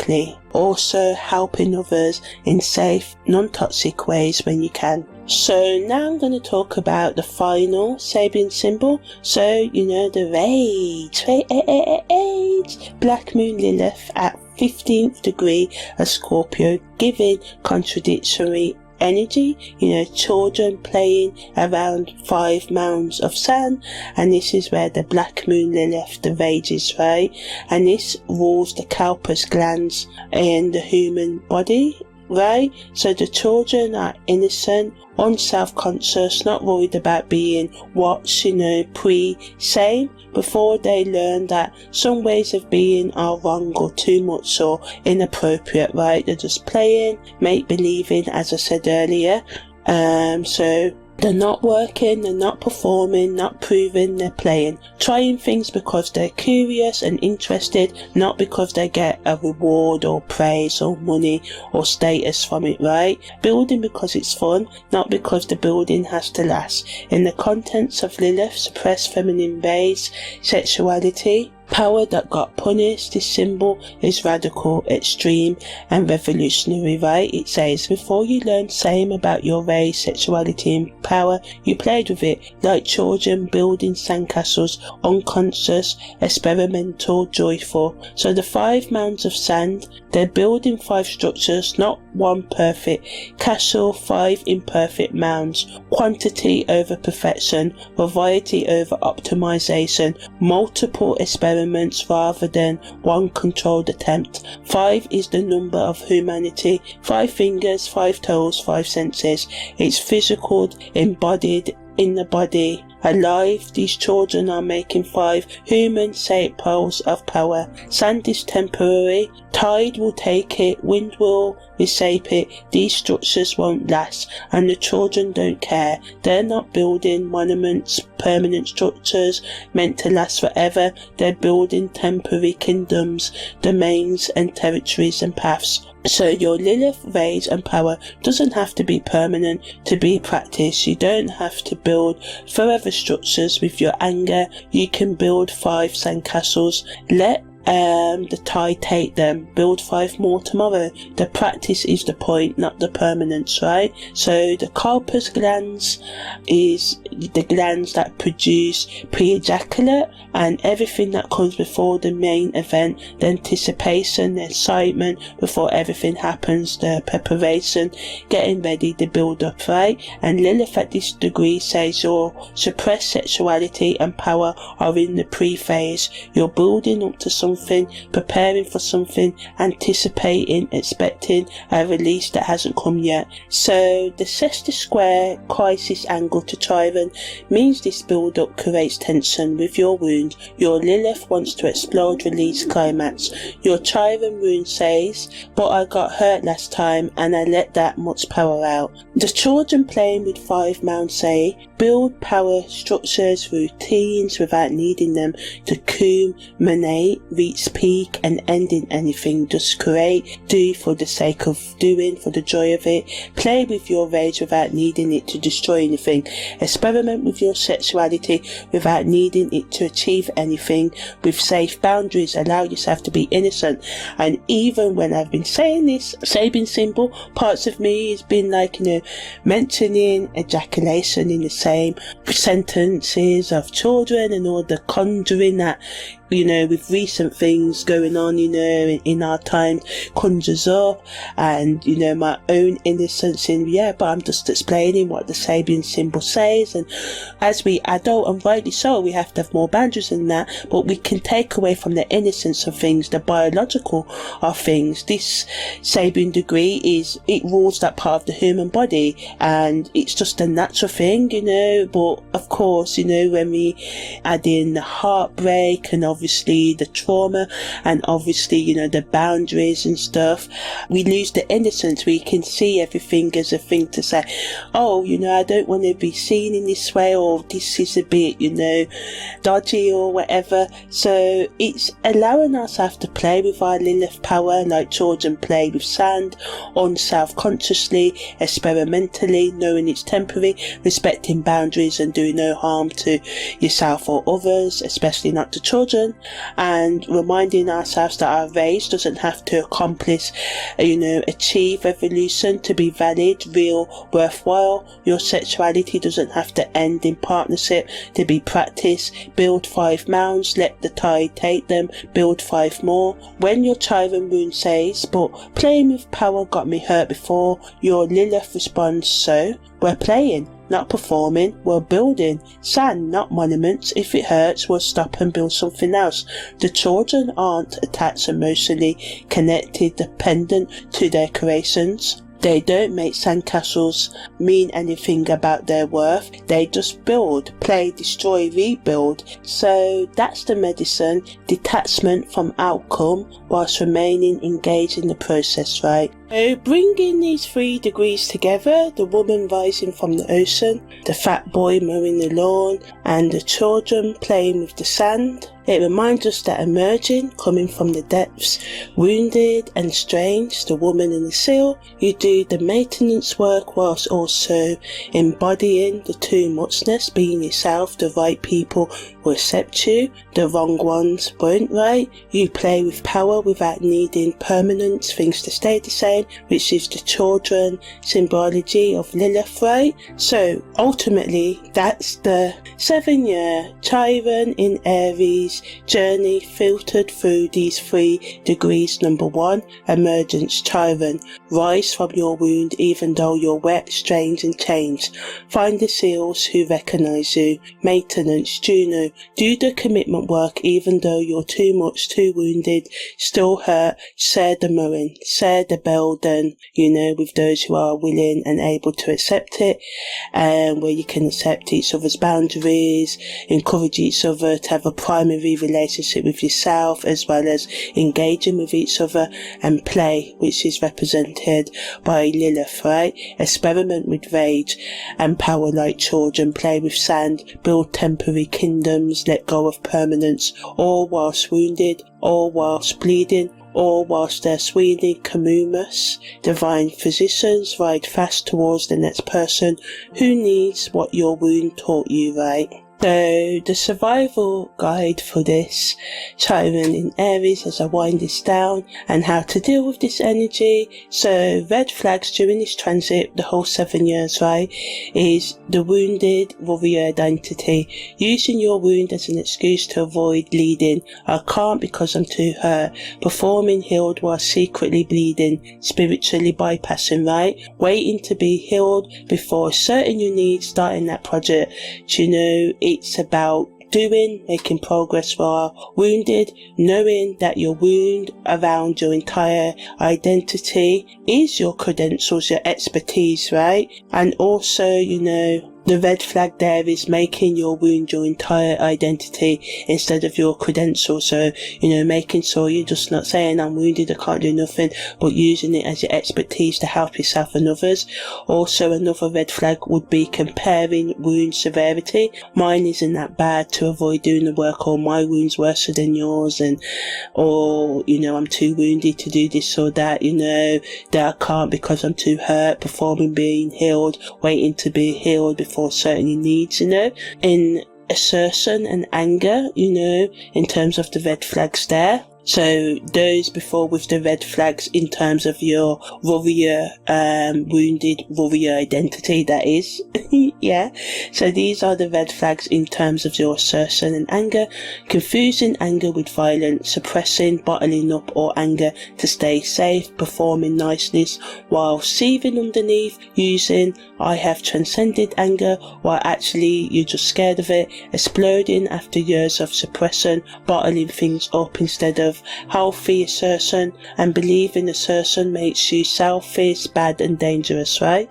In terms of building more independence and freedom, conflating independence with isolation, being alone to avoid vulnerability, not asking for help because I should be able to do this myself sort of mentality. Ask for help, seek out help from the Samaritans, mental health helplines, or other organisations that can help you, right? Watch out for performing self-sufficiency, independence while secretly desperate for support as well, testing people by pushing them away to see if they stay, and believing needing anyone makes you weak. Red flags in terms of leadership and going first, would be waiting for someone else to pioneer, go first whilst your soul screams to lead, they are playing your expertise, saying, well, I don't know this or that, because vulnerability feels dangerous, performing humility, being humble whilst actually scared of being seen, letting less qualified people lead because you're wounded about leading, believing you need to be perfectly healed to guide others and in relationships, in terms of hook up and cancel relationships, not being vulnerable even in casual connections, performing strength, using casual sex to avoid intimacy where the wound shows others. And of course in casual relationships, you don't be vulnerable all the time, but performing strength also, like, oh, I can do this suck up, but really you can't. Also anger and assertion that kills desire instead of feeling it, motivating desire, and not being able to assert your boundaries in casual relationships.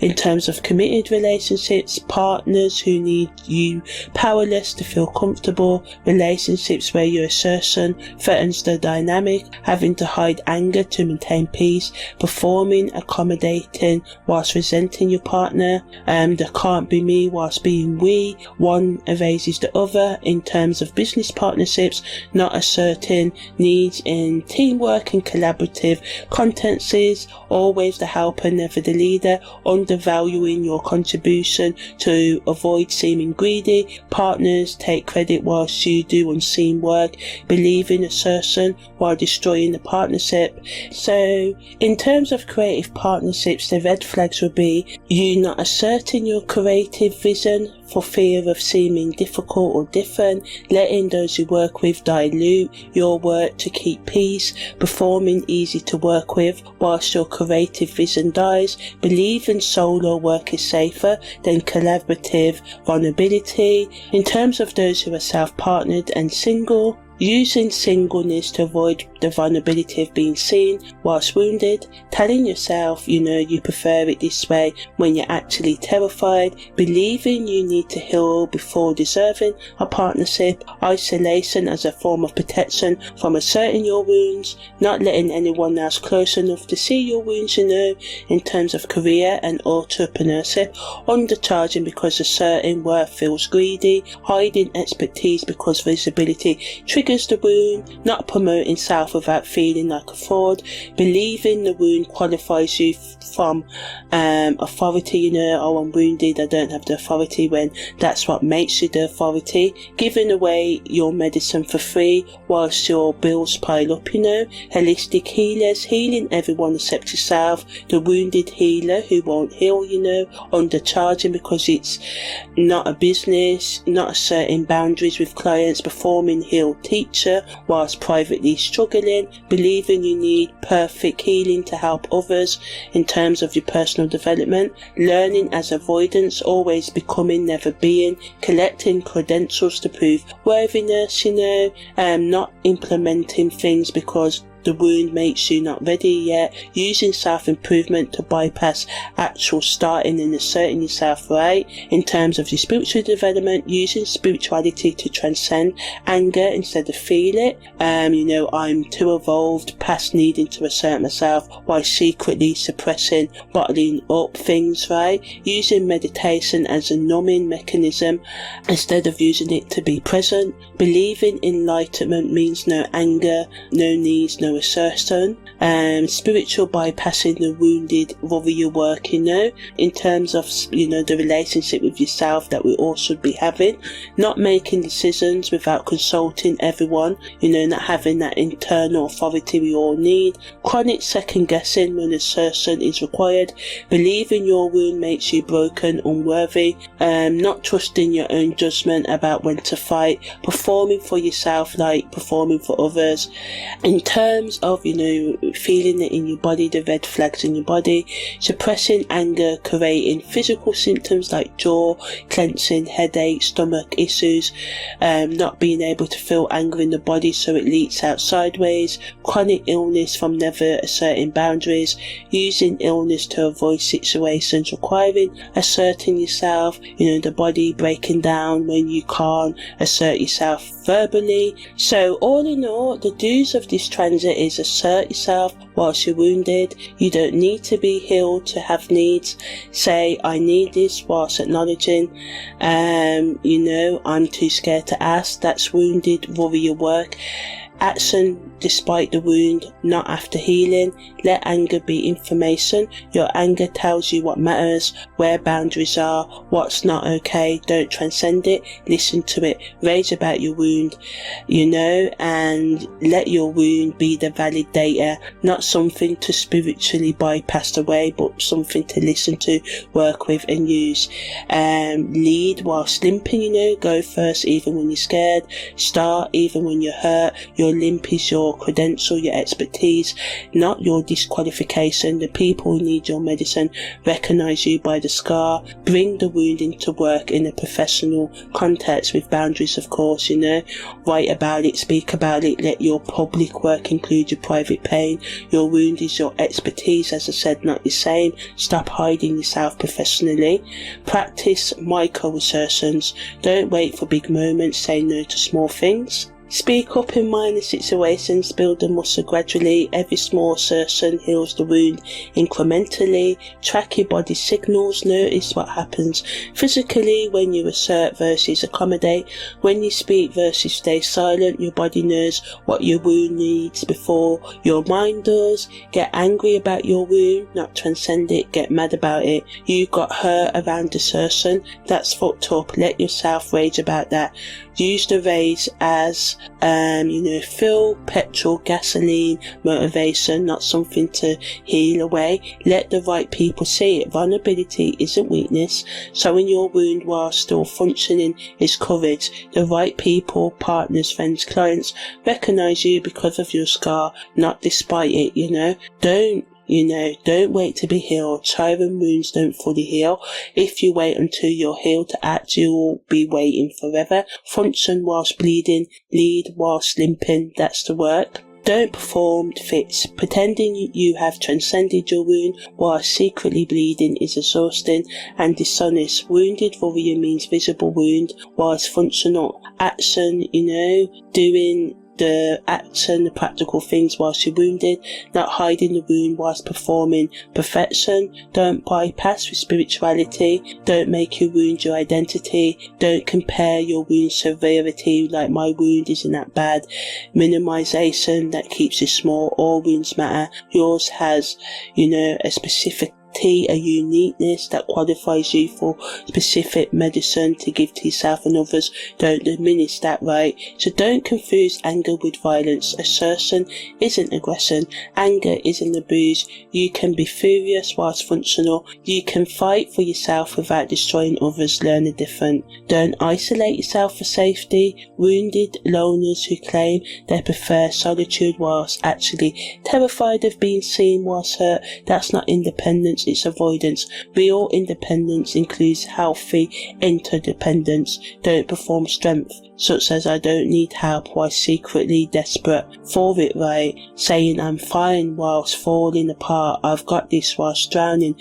That's not strength, it's performance. Real strength admits I'm wounded and I'm going anyway, So in terms of the shadow work, meeting your Aries wound, right?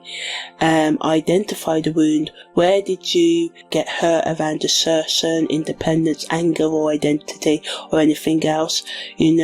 Don't just think about it in theory. Try to think of the actual memories, and I know this can be triggering and hurt. Be gentle with yourself, practice healthy self-care, go as gently as needed. Ask yourself, when did going first cost you? When did anger destroy something? When did the assertion get punished? Feel it, don't fix it. Chiron wounds don't heal completely. That's their nature. Your work isn't fixing, it's functioning whilst it still hurt. Can you feel the wound without making it mean you're broken? Seeing that your wound is your medicine. The thing that hurt you around assertion makes you sensitive to others' assertion wounds. You can help there because you know the territory, the path, not from above, but from inside and walking alongside them, right? Tracking triggers. When does your Aries wound activate? Situations that require leadership, moments demanding anger, times that need independence. Know your triggers so you can work with them consciously instead of reactively, right? Practice wound assertion. So assert whilst acknowledging your hurt, about asserting yourself, putting yourself forward. I am scared to ask for this or that because last time I asked for this or that I got destroyed, but I'm asking anyway. That's wounded warrior work.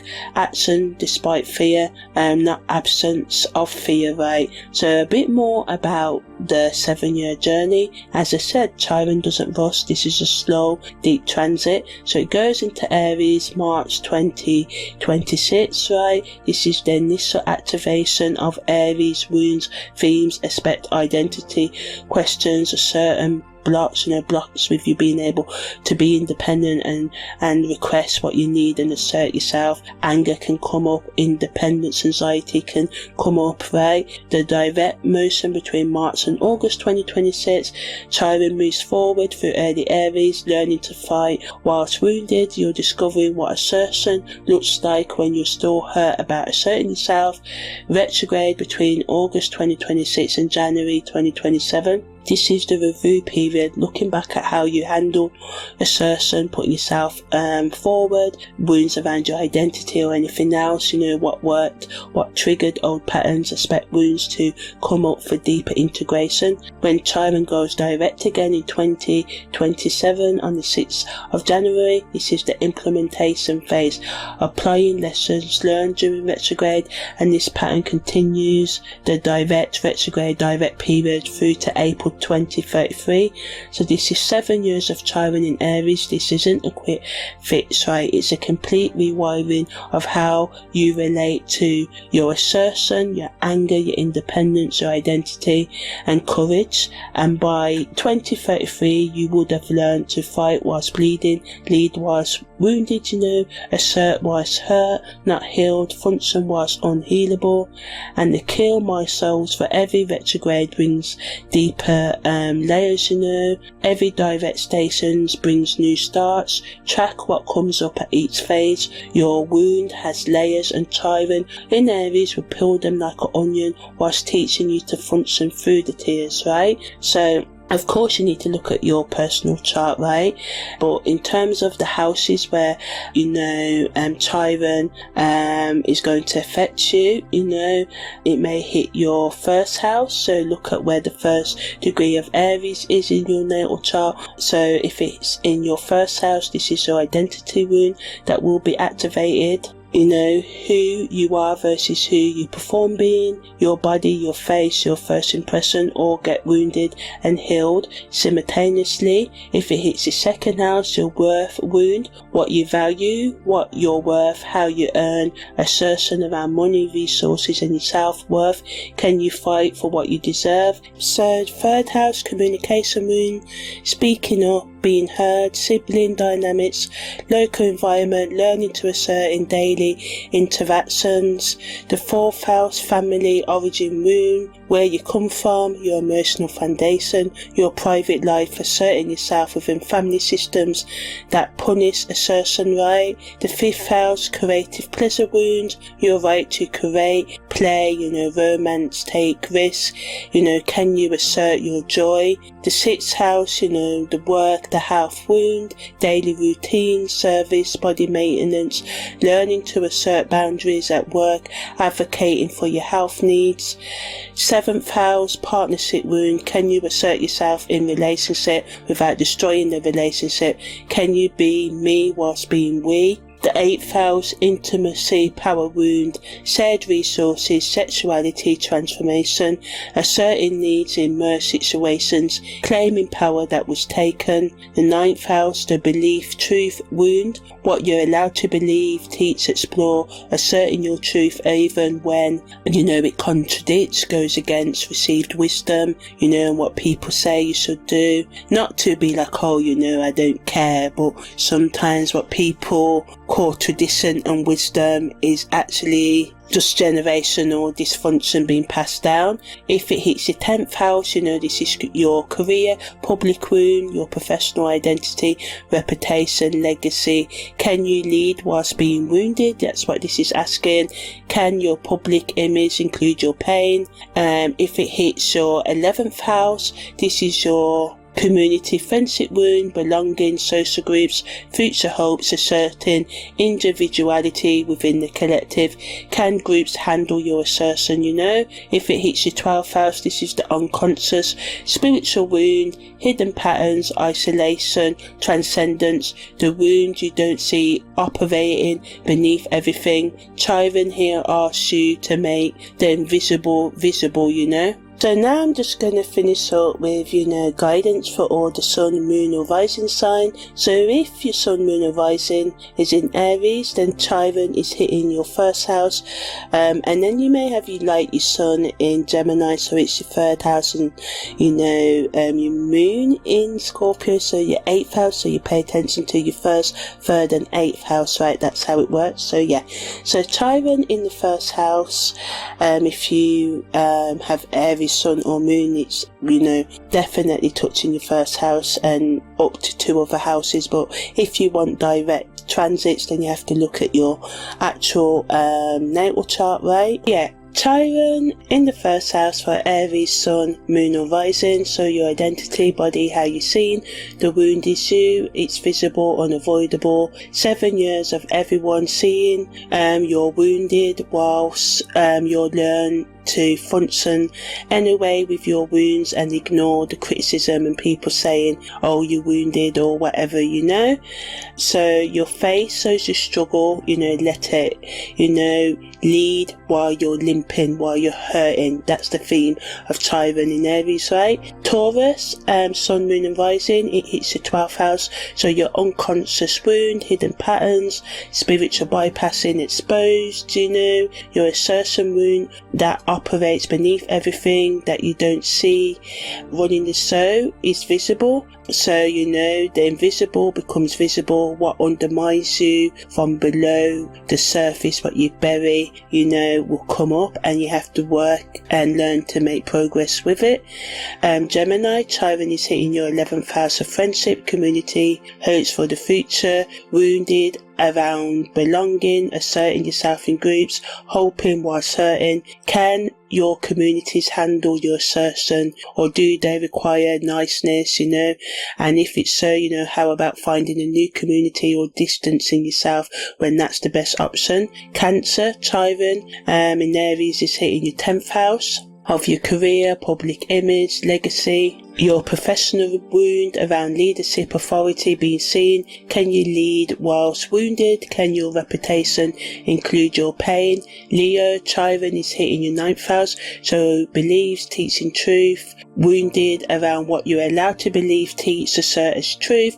Your philosophical wound, can you claim your truth even while wounded about truth telling? Virgo, Chiron is hitting your 8th house, so intimacy, shared resources and power. Your assertion wound is merged in situations, relationships, joint assets and all of that. Can you assert your needs whilst being vulnerable? Can you claim power whilst being hurt?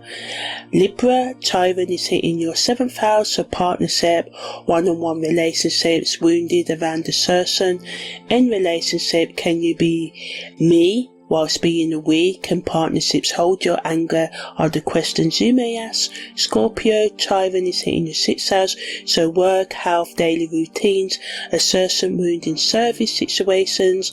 Can you advocate, stand up for yourself at work? Can you assert what you want in a healthy way, and especially your psychological, emotional and spiritual, financial and physical health needs? Sagittarius, Chiron's hitting your 5th house, so creativity, pleasure, romance, children, wounded around joy, happiness, creative assertion. It wants you to, fully play with risk taking. Can you assert your right to create, play and want? Capricorn, Chiron is hitting your 4th house in Aries, So your family, home, emotional foundation, your origin wound around a person within your family where you promised for your anger needs. Now you're having the chance to remother yourself with permission to be all you are. Aquarius, Chiron is hitting your third house, so communication, learning, siblings, local environment, daily assertion, wounds, speaking up in regular situations, not just big moments. Can you assert yourself in the mundane day-to-day things? So Pisces, Chiron is hitting your second house, so that's your house of money, values, self-worth, your wound around deserving, worth, material assertion. Can you fight for what you're worth? Can you value yourself whilst wounded about your worth, that's what ultimately you're being asked to ask yourself, Pisces. So that's the end of the rising sun moon guidance. So now I'm just going to finish up with the collective impact, what this means for all of us, and then talk about the truth we are all being offered when Chiron's in Aries. So Chiron in Aries affects everyone, not just personally but culturally.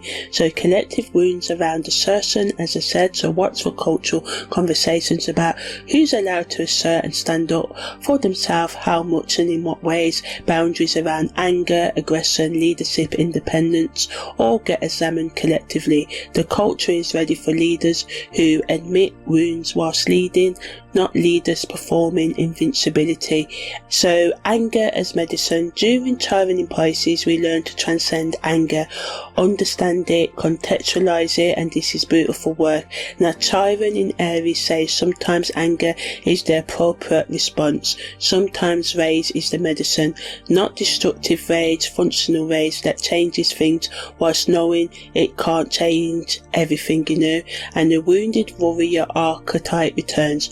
Someone who serves whilst wounded, leads whilst hurt, fights whilst bleeding, not performing strength, actually functional whilst visibly imperfect. This is what culture needs now. Authentic power that includes vulnerability, authority that admits limitation, leadership that shows its scars, right? So in terms of what to do, in terms of practical integration, integrate practices, journal. Where do I hold back assertion because of old wounds?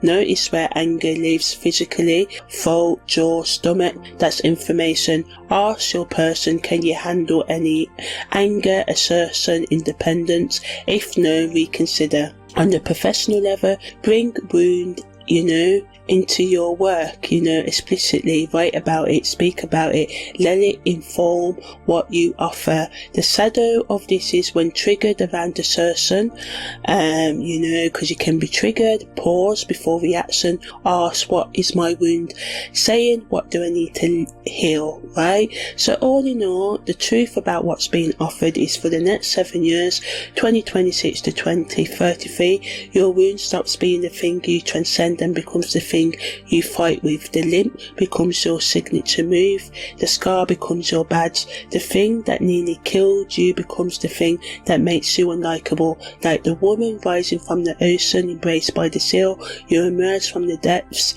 wounded and strange, and something unexpected recognizes you because of what the depths did to you, not in spite of it. Your wound is your passport to territories others can't access. Your limp is your credential. The thing you thought disqualified you is actually what qualifies you.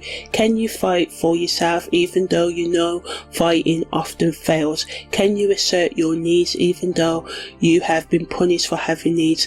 Can you be angry even though your anger once destroyed everything? Can you lead even though you're still limp and wounded, right?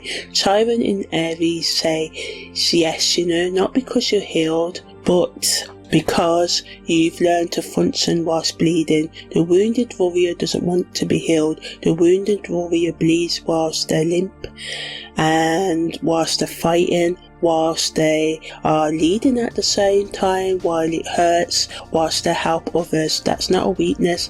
That's the most honest kind of strength there is. You're not broken. You're being forged, created, rebuilt to, be all that you can be. So yes, thank you for listening. I'm Imani, your holistic astrological life coach, and this has been all things Chiron in Aries. So yeah, take care and see you next time.